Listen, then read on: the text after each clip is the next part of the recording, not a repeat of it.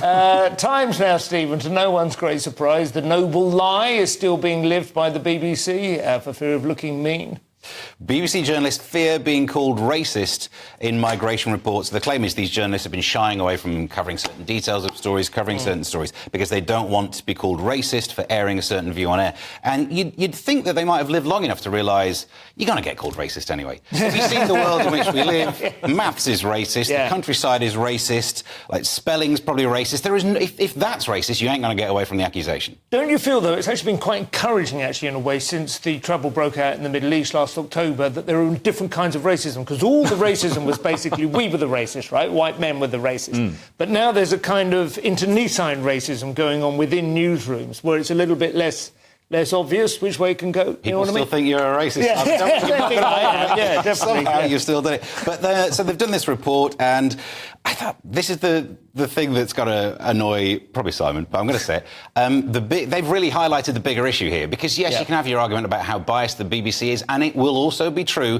that people's confirmation bias means anything they say that bias that agrees with you, don't notice. The bias that disagrees with you, you definitely notice. Yeah. The bigger problem is the fact that they have the fear. It's the same fear that happens where, like, I don't want to report this crime for fear of being racist. Yeah. If you're a journalist, your duty is to the facts and the truth, rather than the, better keep my head down. They also say that people have a fear of being called the wokerati by the right.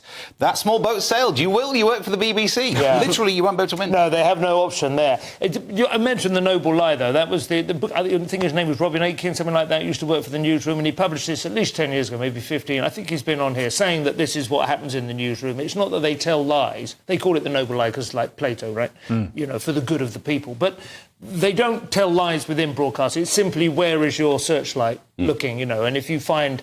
If two crimes have been committed of roughly equal degree of severity, but one of them is committed by an illegal immigrant, the other one is committed by a white football hooligan, then you know very quickly which one's going to get reported on. Yeah, people are losing all trust in media institutions, or the legacy institutions. And, the whole point of a tax-funded news corporation like the BBC is that they should be doing it without fear or favour, and they should be brave. Advertisers aren't going to go, we're going to pull your adverts. We're going to pull adverts because you reported on this crime by an illegal immigrant. So, I think this is why we need GB News, because GB News isn't afraid to report on, without fear or favour. No.